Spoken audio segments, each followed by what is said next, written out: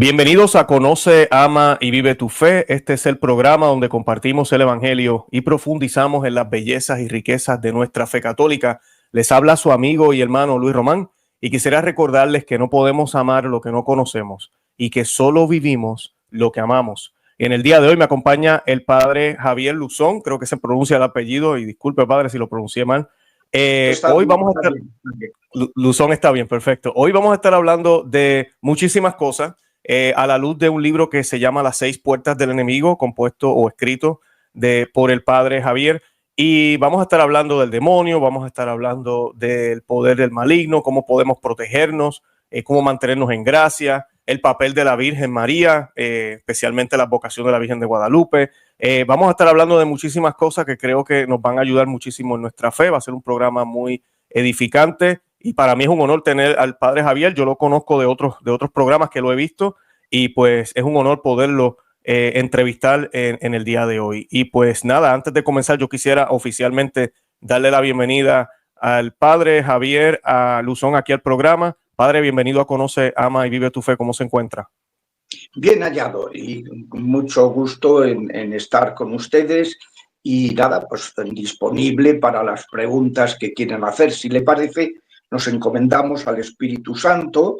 Ven, Espíritu Santo, llena nuestros corazones y enciende en ellos el fuego de tu amor. Envíanos, Señor, tu Espíritu y seremos recreados y renovarás la faz de la tierra. Oh Dios, que has iluminado los corazones de tus fieles con la luz del Espíritu Santo, concédenos que con la fuerza de este mismo Espíritu saboreemos las cosas rectas y gocemos de sus consuelos.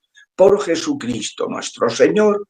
Amén. Nos encomendamos a la Virgen, a San José, le pedimos a San Miguel que proteja esta emisión pues, de interferencias de satanistas, y a San Gabriel, que es el patrono de las comunicaciones, que se encargue de los aspectos técnicos. Y nada, a su disposición. Amén, gracias Padre, Dios le bendiga, de verdad que sí. Padre, pues quisiera brevemente, por si acaso hay personas que nos están viendo que nunca lo habían visto usted o no saben quién es usted, ¿quién es el Padre Javier?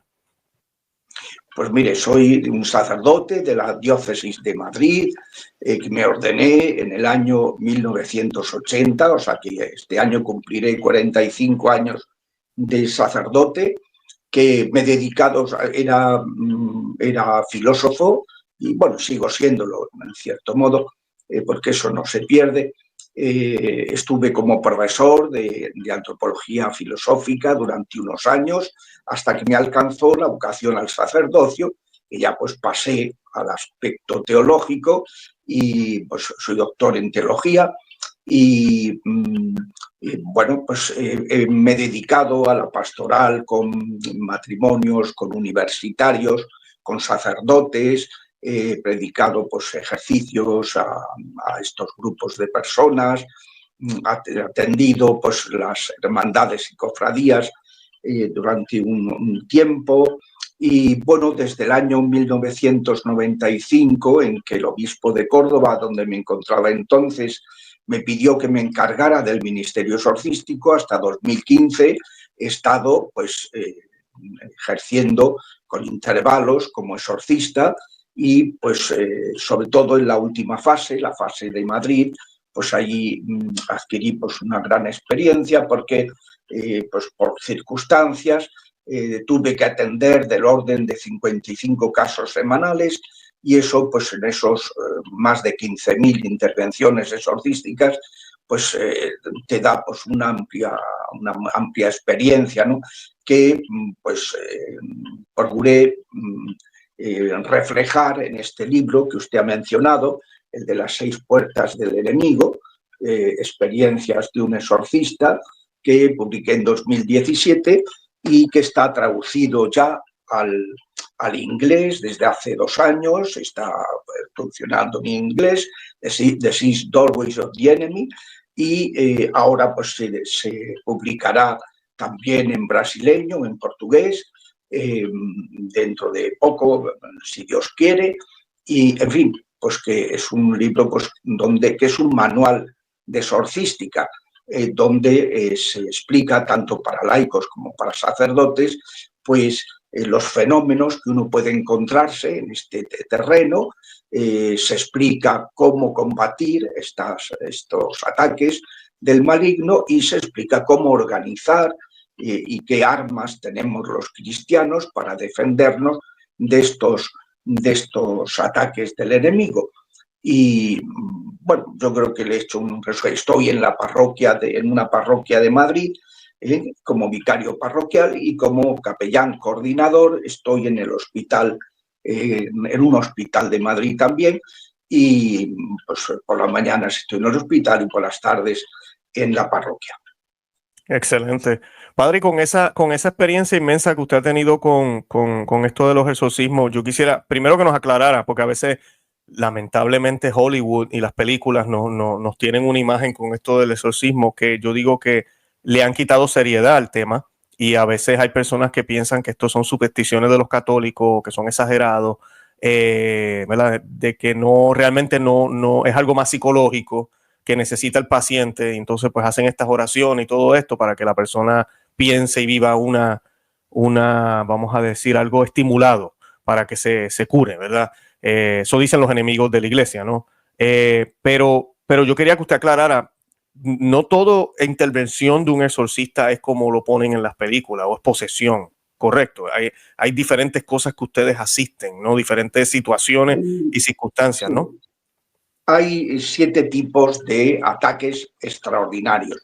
El ataque ordinario de los diablos a los hombres, las consecuencias del pecado original ordinarias son el ataque al espíritu, que es la tentación, que es lo que más les interesa, apartarnos de Dios, y el ataque a nuestro psicosoma, la psique y el soma, nuestro cuerpo, que tiene esas dos facetas, con las enfermedades anímicas y las enfermedades somáticas, y luego pues todo tipo de desgracias, de ruinas, etcétera, que pueda provocarnos, ¿no?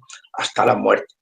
Luego pues están los ataques extraordinarios, cuando se les da un poder especial por las 6 puertas en las que se les facilita ese poder, pues ellos pueden atacar de manera especial también a nuestro ambiente, objetos, lugares donde suceden cosas extrañas, plantas y animales, y luego 4 ataques personales. La vejación, que es externa, desgracias que pasan a nuestro alrededor. Luego la opresión o influencia diabólica, que ya es más interior, son fracasos, son rechazo, son enfermedades inexplicables que aparecen, son una secuencia de dificultades en lo económico. Luego está, en tercer lugar, la obsesión diabólica, que puede ser mental. Una persona se obsesiona con cosas y el psiquiatra dice, mire, esto no es de mi competencia porque le estoy dando una medicación y no reacciona en nada a esa medicación, ¿no? Y el tipo de obsesiones que esta persona tiene no son las normales de la gente, ¿no? Esto es algo que me excede, y a mí me ha habido muchos psiquiatras e incluso de ellos ateos que me han enviado gente porque eran conscientes de que eso excedía el ámbito psiquiátrico, ¿no? O obsesiones afectivas, como puede ser un amarre, una persona que se le hace un amarre para conseguir su favor afectivo, y te dice la madre, pero si es que mi hijo me dice que no la quiere, pero no puede dejarla, y es que está amarrado. Le han hecho una atadura espiritual de tipo afectivo. Y finalmente está la posesión. Es decir, no solamente están las posesiones, la niña del exorcista, que luego era un chico, ¿no? En la realidad, no solo están los fenómenos así más llamativos, pues una persona que levita, o una persona que expulsa objetos que no tienen explicación ninguna, clavos, cadenas que no estaban en su cuerpo y sin embargo se materializan con motivo de una liberación, una persona que conoce cosas a distancia, que moviliza objetos a distancia, conoce cosas ocultas, una persona que habla lenguas desconocidas para ella, una persona que levita, que levanta a lo mejor con una fuerza descomunal una mesa de 200 kilos, un niño pequeño, un anciano decrépito. Es decir, fenómenos que no tienen explicación natural ninguna. Yo me acuerdo en una reunión con médicos en la que asistí con un exorcista en activo recientemente, pues ellos preguntaban, bueno, ¿esto no podrán ser fenómenos que nosotros no somos capaces de diagnosticar, pero que dentro de unos años a lo mejor sí podemos diagnosticarlos? Y les dije, hombre, mire, la verdad es que tienen ustedes que tener en cuenta que esto no tiene nada que ver con fenómenos no diagnosticados o diagnosticables, porque explíqueme usted, si una persona levita, ¿qué fenómeno neurológico o psiquiátrico es ese? Si una persona pues vomita 13 ranas vivas y después 7 y luego 3 en 3 arcadas, pues dígame usted qué tipo de padecimiento psicológico, neurológico es ese. Y dice, no, claro, si dice usted estas cosas, o sea, son fenómenos que no tienen ninguna explicación natural. Entonces, pues los diablos, si se les ha abierto puertas, que las puertas las pueden abrir o el interesado, el pecado grave, el ocultismo, contacto con amuletos, la mano de Fátima, practicar yoga, mindfulness, reiki, pues espiritualidades orientales, la santería, el ir a que te echen las cartas, ir al curandero, o sea, hay una serie de contactos con el ocultismo, con el mundo oscuro, el mundo diabólico, que abre puertas, practicar, ir a Halloween, haber hecho la Ouija o el Charlie Charlie, cosas de estas que la gente pues no le da importancia y que sin embargo ha abierto una puerta. Y a lo mejor en el momento no le pasa nada, pero a lo mejor 20 años después rompe con una persona en noviazgo y la persona enfadada acude al brujo y hace un maleficio, lo destruye porque tenía una puerta abierta, ¿no? Entonces, pues eso. Luego la tercera puerta que abre el interesado es el rencor, que es muy tóxico, ¿no? Y luego hay otras 3 puertas que no las abre él, sino que se las abren desde otra persona, si le hacen un maleficio, las heridas que ha padecido emocionales a lo largo de su vida desde el seno materno y finalmente herencias que recibe de sus antepasados.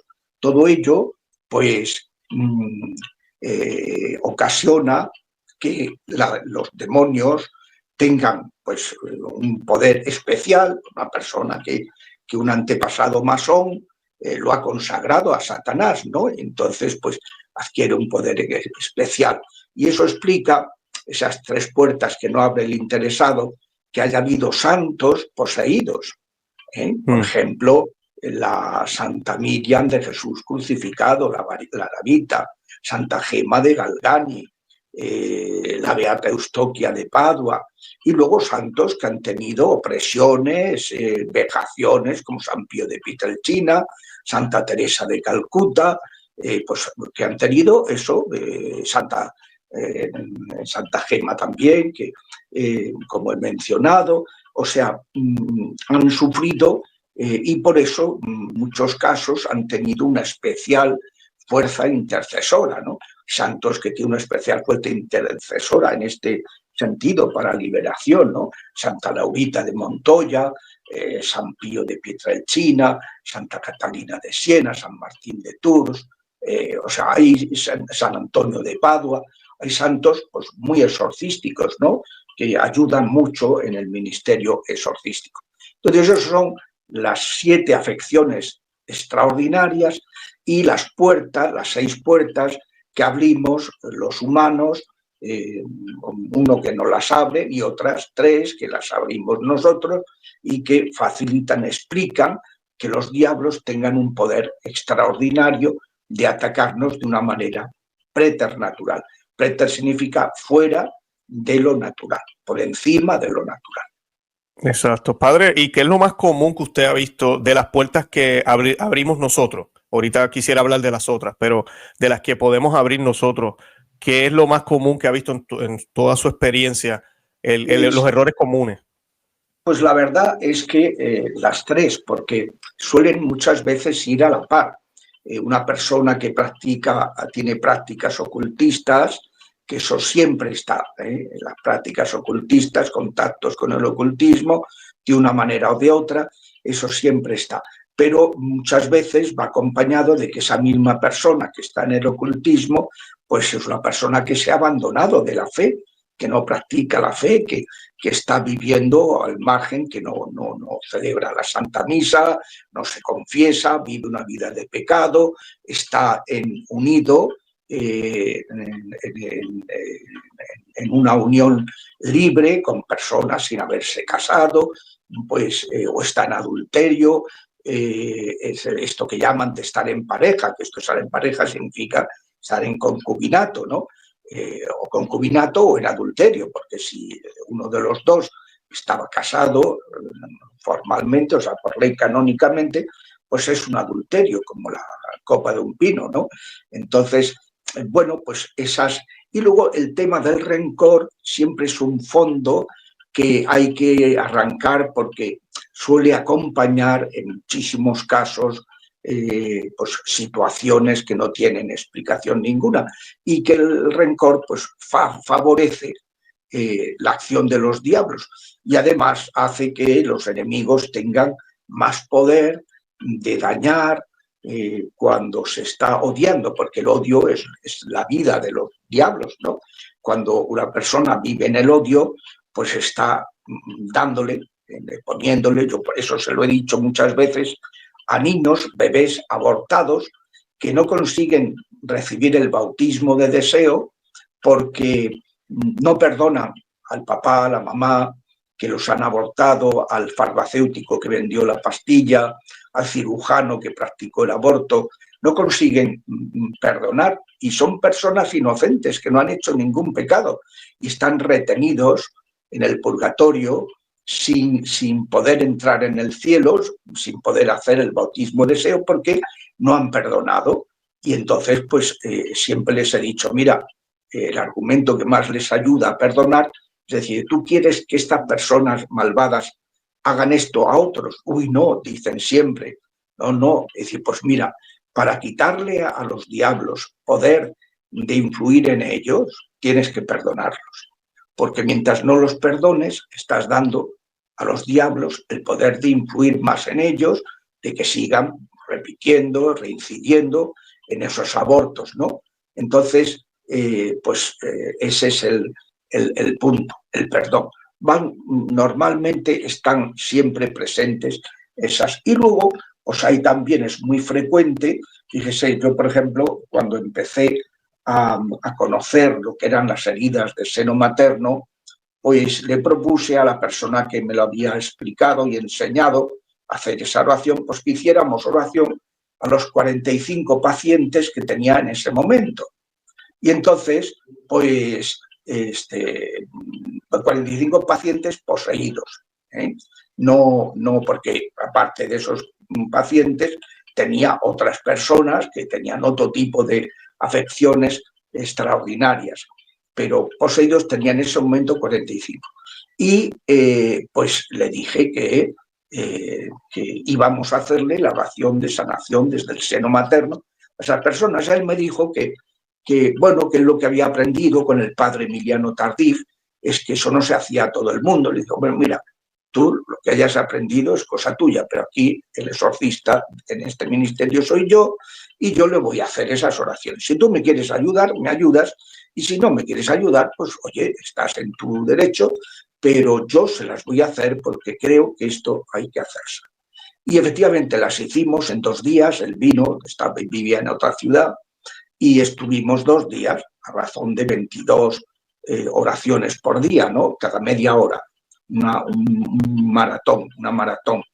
Entonces, pues al acabar las 45 oraciones, esta persona me dijo, no me lo puedo creer, padre, porque resulta que el 100% de las personas que les hemos orado tenían heridas de seno materno.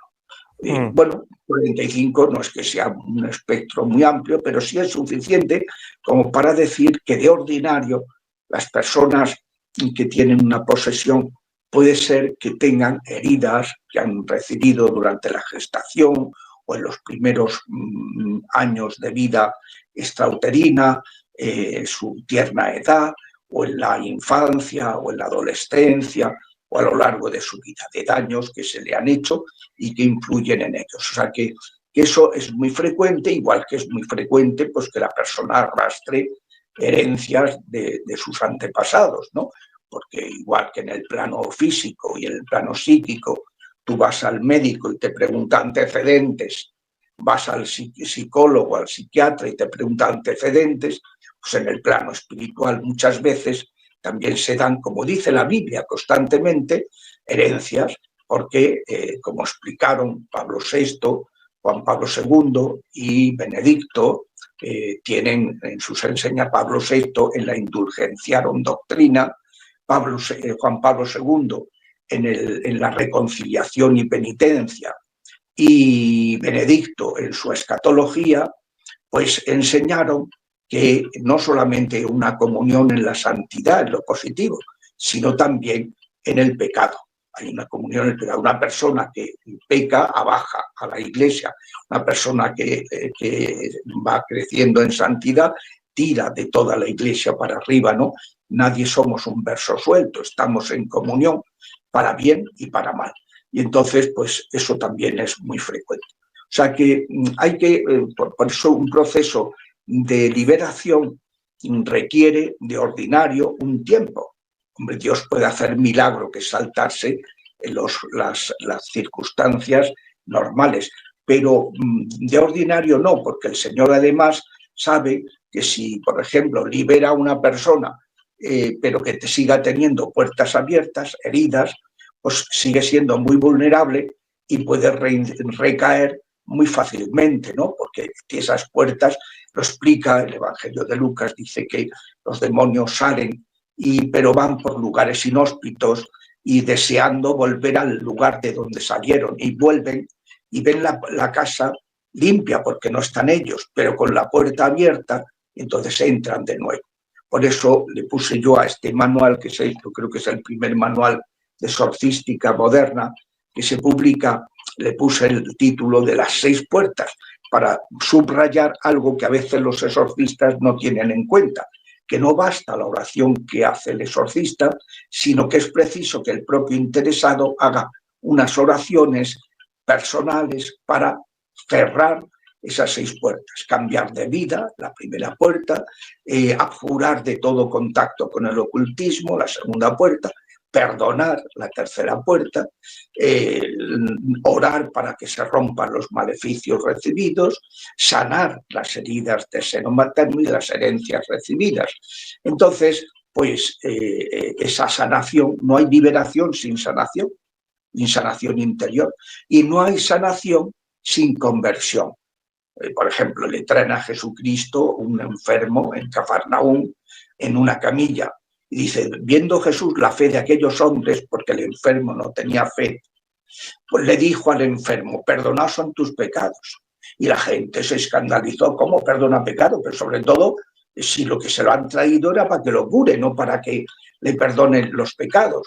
Y entonces Jesús dijo, para que sepáis que el Hijo del Hombre tiene poder en la tierra, el Hijo del Hombre es Él, el Hijo de Dios hecho hombre, para perdonar pecados, a ti te lo digo, toma tu camilla y echa a andar. Y entonces lo sanó, y lo sanó porque antes lo había convertido. Sin conversión no hay sanación, y sin conversión y sanación no hay liberación. Por eso son procesos que a veces tardan un tiempo, porque las almas somos como el buen vino, que mejoramos con el tiempo, se va criando. Bueno, pues esa sanación interior y esa maduración espiritual lleva un tiempo. Eso es así. Padre, le pregunto, ya que me estaba contestando una pregunta que tenía en la mente. Usted mencionó ahorita que personas de otras religiones o ateos le han enviado, pues no quiero decir pacientes, pues personas, porque tienen problemas. esas personas no son católicos, pero usted ha podido ayudarlos aunque no lo sean o tienen que convertirse, como acaba usted de mencionar. ¿Cómo funciona eso? He tenido, es que lo que me referían antes era a psiquiatra ateo que me manda un paciente porque él no creerá en Dios, porque no se lo habrá encontrado, pero sí cree en los diablos porque lo está viendo. Y entonces, o sea, que es totalmente posible, porque el creer en Dios tiene que haber una experiencia personal que uno haya recibido a través de su familia o que haya recibido personalmente. Cuando no existe esa experiencia, la gente pues no tiene experiencia de Dios. Y sin embargo, puedes tener experiencia propia o de sus pacientes de la existencia, de los ataques de los demonios. Y por eso, pues la persona sin ser creyente te manda porque sabe que tú eres un tipo que echas demonios. Y ya está. O sea, y no se plantea más, ¿no? O sea que la petición de eso puede ser por parte de un médico que no sea creyente. Luego también llegan casos, está previsto en el ritual de exorcismos, que si viene una persona que es de otra religión, también se le puede atender, porque Cristo atendía a todos, no solo a los que fueran judíos practicantes, atendía a todos. Y a sus apóstoles los mandó para que anunciaran el perdón de los pecados, el reino, y lo verificaran curando enfermos, imponiendo las manos y liberando a los poseídos. Y eso es lo que hicieron los apóstoles. Y cuando Cristo sube a los cielos, les da ese triple mandato: anunciar el evangelio y sanar y liberar. Y es lo que hicieron los primeros cristianos, hasta que en el año 380 la Iglesia se institucionaliza como una religión estatal del Imperio Romano, y que eso habría que explicarlo. Yo se lo explico en este otro libro que publiqué en el año, hace 4 años, el Quo Vadis Ecclesia, ¿a dónde vas, Iglesia?, ¿no? Habiéndose convertido en una, como dice Benedicto, en contra de su naturaleza y, por desgracia, en una tradición cultural y no en una vocación personal, ¿no? Entonces, pues como dice el ritual, también si una persona de otra religión pide auxilio, pues nosotros, como ha hecho la Iglesia siempre, les prestamos el auxilio, se le comunica al obispo, y el obispo da la autorización y se le atiende, ¿no? Un musulmán, un protestante, un tal, pues se les atiende, si piden la ayuda libremente. Qué bien. Y padre, ¿qué papel tiene la Virgen María? Usted que la tiene ahí, tiene la imagen de la Virgen de Guadalupe, que hay un papel especial. Usted mencionó hay santos exorcistas o que tienen un poder grande de exorcismo, pero la Virgen María siempre yo he escuchado también que tiene un poder fuerte en todo el ritual. La Virgen María es la que tiene más poder, como es natural. Para mí siempre era el último recurso. O sea, cuando en una oración la cosa se ponía fea y los santos que están invocando no conseguían someter a esos demonios, pues invocaba a la Virgen, inmediatamente cambiaba la situación. En cuanto ella aparece, ella es la reina, la señora, y entonces se crea en la sala donde se está orando. Los demonios empiezan, no, ella no, aterrorizados, y se van como ratas, huyen como ratas. Y ella es muy bonito porque ella nunca mira a los demonios, ella siempre mira a su hijo, mira al Padre, mira al Espíritu Santo, y va acompañada siempre por San Miguel, que es el que le hace el trabajo sucio, entre comillas, ¿no? El trabajo de expulsar a los demonios, ¿no?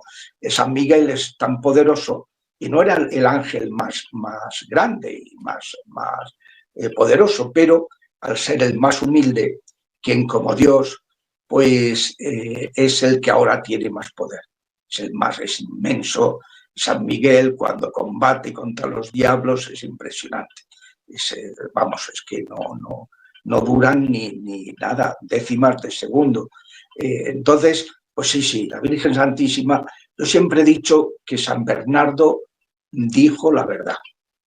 Jamás se ha oído decir, dice el Memorare, acordaos, oh piadosísima Virgen María, que jamás se ha oído decir que nadie que ha acudido a ti o te haya invocado haya sido desamparado, desasistido por ti.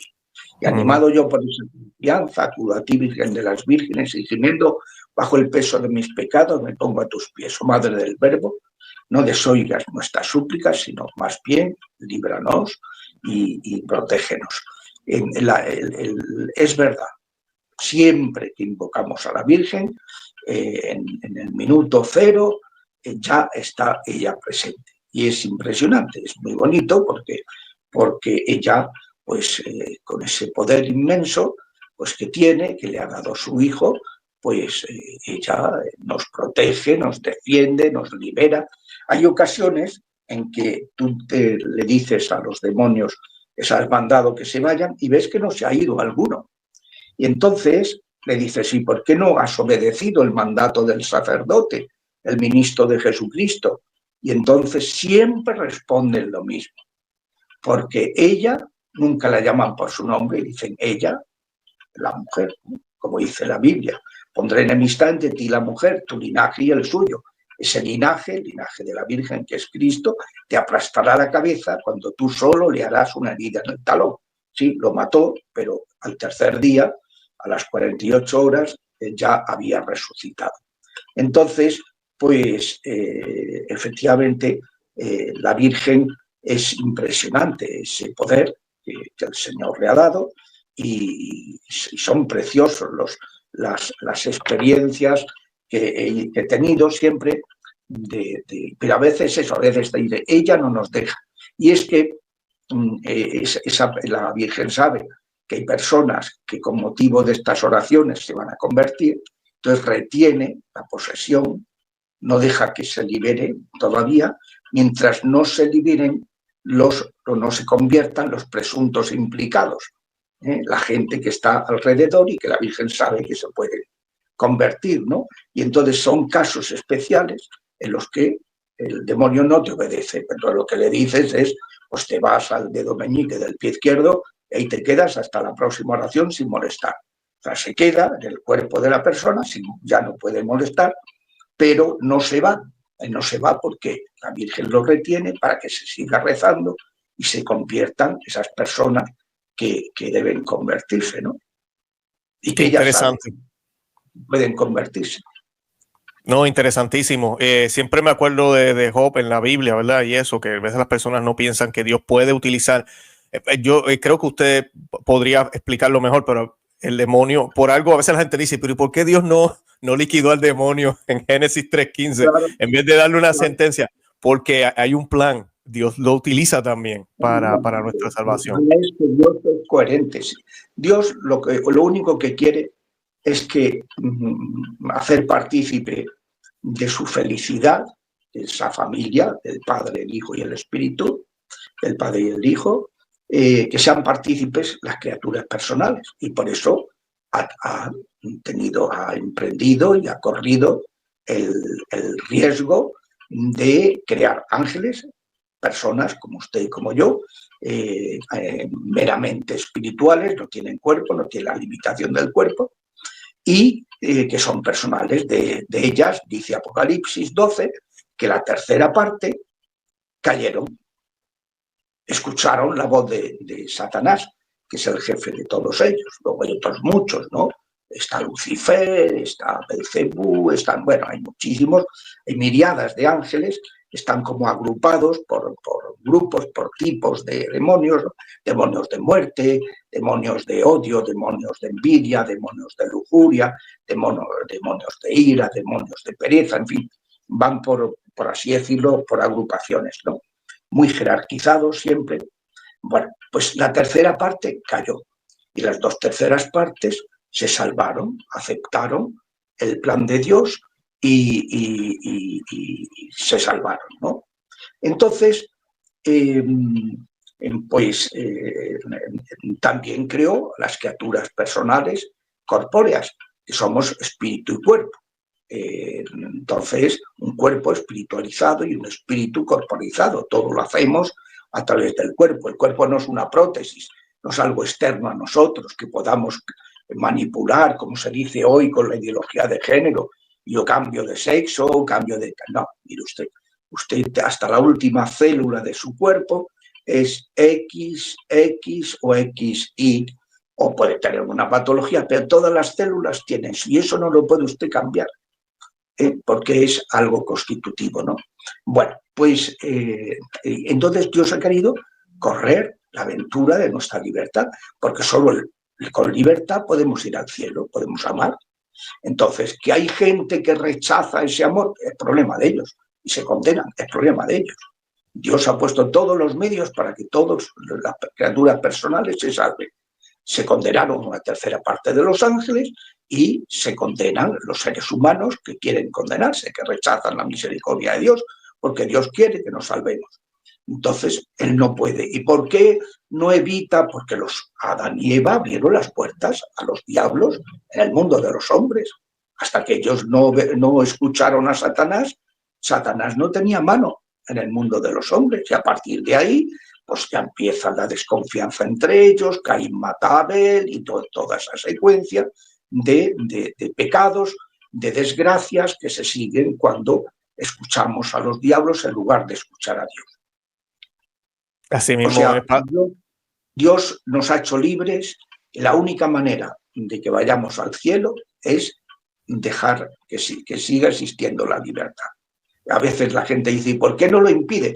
Porque para impedirlo, lo explicó Jesús en la parábola del trigo y la cizaña, para arrancar la cizaña, nos llevamos el trigo. Porque solo se puede arrancar la cizaña prohibiendo la libertad, y entonces prohibimos también el trigo. E impedimos y pagarían justos por pecadores. Entonces lo que hace Dios es permite el mal y nos envía a su Hijo para ayudarnos a llevar la carga de los males que en la vida tengamos que sobrellevar. Perfecto, excelente, padre, gracias. De las últimas tres puertas, brevemente, ¿cómo podemos estar protegidos? Esas que no podemos con nosotros controlar, que alguien nos quiera colocar, hacer un amarre o Pues, si uno tiene las demás puertas cerradas, cuando te hacen un maleficio, porque vives en gracia, pero no basta vivir en gracia. Gente dice, yo vivo en gracia y ya estoy protegido. No, que ha habido santos que han estado poseídos, luego no. Entonces, tengo que vivir en gracia, tengo que haber abjurado de todo contacto con el ocultismo, tengo que haber perdonado y también las heridas que haya en mi inconsciente o mi subconsciente, tengo que sanar las heridas afectivas del seno materno y remediar las herencias de nuestros antepasados. Y si eso es así, uno pues está protegido. A mí me pasó hace unos años que una señora que había ido a un brujo que sé quién es, porque es muy conocido aquí en Madrid, en el barrio, está cerca de donde yo vivo, pues había ido a pedirle un trabajo de muerte para que muriera una persona. Y el brujo hizo sus averiguaciones y le respondió, mire señora, no le puedo hacer este trabajo. Yo le pago lo que sea, me dijo ella, que vino a verme una vez que ya se había arrepentido y venía todo preocupada. Y entonces, pues yo le pago lo que sea. Dice, no es cuestión de dinero, señora. Es cuestión de que este señor está protegido. Y si yo le hago un maleficio, el maleficio va a revertirnos y podemos morir usted y yo. Wow. Y estaba protegido por lo que usted acaba de decir. Era una persona católica, bien.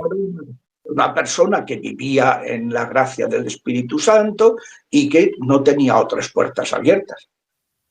Qué bien, qué bien. El poder de Dios, ¿no? En los bautizados y en los que seguimos ¿verdad? Lo que hacemos. La película Nefarios lo explica muy bien. Dice, excelente película. Qué bueno que la menciona. Los niños, dice, como estén bautizados, la hemos fastidiado. Hasta que no lleguen a la edad de la discreción y ya puedan pecar, no podemos tocarlos. En cambio, si no están bautizados, podemos influir en ellos todo lo que nos dé la gana. Así es, el poder de los sacramentos. Por eso le decimos a la gente. Estos padres que dicen, no, yo voy a dejar que crezca hasta los 15 años y que él escoja. No sabes lo que estás haciendo. No sabes lo que estás haciendo. Así mismo es, así mismo es. Padre, se nos acaba el tiempo, pero quería aprovechar y no sé si hay algo más que quiera añadir para darle unos minutos para concluir, pero también para aprovechar y que le comente a las personas dónde podemos conseguir los libros. Yo voy a colocar el enlace en la descripción y los comentarios, pero para que las personas pues puedan saber. En el apartado, en la página web de estos libros que vienen en el dorso del libro de Quo Vadis Ecclesia o en el libro de Las 6 puertas del enemigo, viene la página web, que es las 3 las6puertas.com. Entonces, COM. Entonces, entrando en esa página web, uno va a comprar. Y entonces allí te viene librerías internacionales.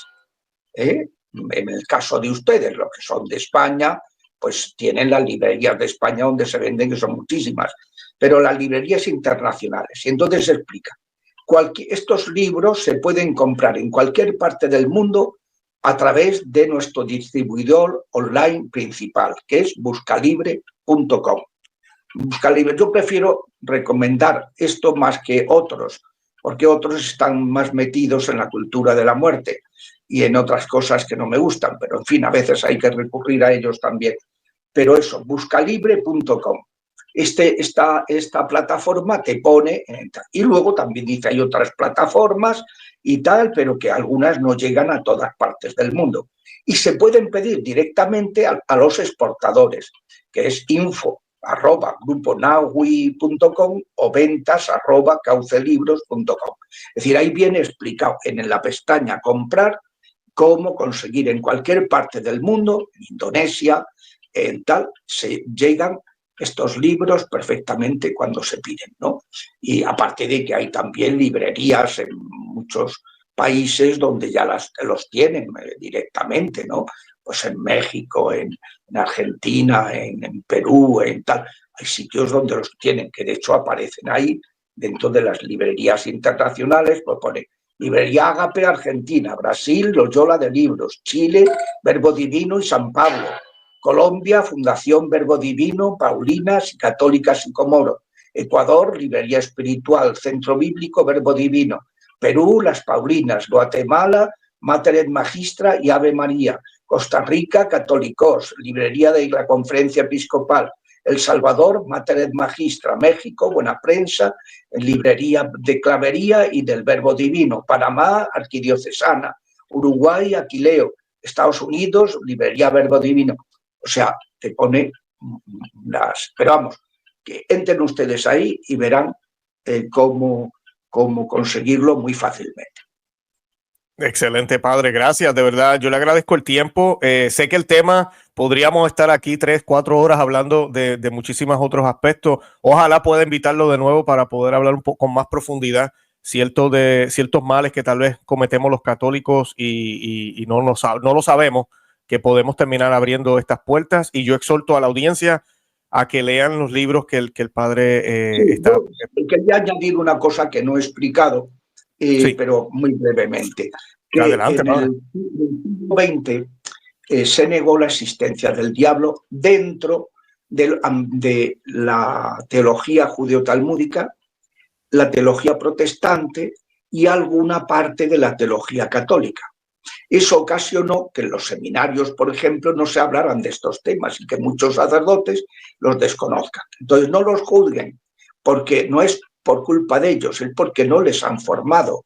En los seminarios hay muchos obispos que no han recibido formación sobre esos temas, sobre los que se ha dicho que todo es psicológico y que no existe la dimensión espiritual. Entonces, por eso Benedicto XVI quiso, siendo papa, publicar un libro sobre Jesús de Nazaret, diciendo que esos teólogos ficción habían negado la existencia de lo espiritual, de los milagros, y por tanto habían negado que Cristo fuera Dios, porque si Cristo no hizo milagros ni echó demonios, ¿cómo sé que es Dios? En cambio, el Papa dice que eso no es una exégesis científica y entonces explica cómo Cristo, sí, efectivamente, tenemos todos los signos para saber que es Dios, porque existe la dimensión espiritual, ¿no? Pero bueno, que no nos extrañe que haya sacerdotes que te mandan al psiquiatra, que sí, que hay veces que hay una enfermedad psicológica también, pero no olvidemos que el Papa tiene un libro que se llama Rebuking the Devil, que publicó en el año 2019, en que la Conferencia de Obispos de Estados Unidos se lo publicaron en inglés, que recoge sus catequesis sobre los diablos. Y entonces el Papa, él habla con toda naturalidad de estos temas. Él ha practicado, o sea, acuérdense cuando en la Plaza San Pedro estaba imponiendo manos a los enfermos y uno estaba poseído, saltó y el Papa ni se inmutó, sometió a los demonios con su imposición de manos y luego cuando se calmó siguió adelante. Entonces, en el año 2018 envió una carta a todos los obispos del mundo pidiendo que por favor instituyan exorcistas y atiendan a la gente porque están hartos en Roma de denuncias a obispos que no atienden a las personas, cuando el obispo es el responsable, tiene el báculo es una serpiente, es el poder que Cristo ha dado a su iglesia sobre los demonios. Entonces, el Papa en este tema es un tema que lo trabaja muchísimo y que ya digo que le han sacado esa recopilación de sus catequesis sobre el combate contra los diablos, que se llama Rebuking the Devil, ¿no? Reprendiendo, combatiendo al diablo. Entonces, bueno, pues pero el Papa ya habla tanto de eso porque en la Iglesia se ha negado en ciertos ambientes esta asistencia y por eso pues, es necesario recuperar este ministerio que ayuda tantísimo a los que más sufren, ¿no? Era la única cosa que quería añadir. Definitivamente, padre, gracias, de verdad que sí. No nos podemos ir si no nos da la bendición y entonces pues nos despedimos de la audiencia. Muy bien, pues que el Señor los bendiga en este nuevo año jubilar para que sea para todos un año de misericordia, que alcancen esa indulgencia, no solo para sus almas, sino para tantos y tantos difuntos. Se puede ganar la indulgencia cada día del año, cumpliendo las condiciones, y se puede ganar la indulgencia incluso 2 días si se va a una segunda misa, 2 veces al día si se va a una segunda misa y se comulga en la segunda misa. Pues que ese sea un año de gracia para tantas almas de sus familias, que eso serán oraciones de ida y vuelta que repercutirán en todos ustedes. Y que el Señor los bendiga. En el nombre del Padre, y del Hijo, y del Espíritu Santo, y por la intercesión de Santa María, que aplasta con su planta inmaculada la cabeza de los inmundos. Amén. Amén. Gracias, padre. Qué honor, qué chévere. De verdad que gracias una vez más.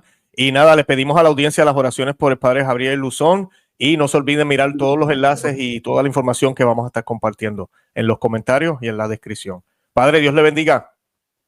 Igualmente, muchas gracias.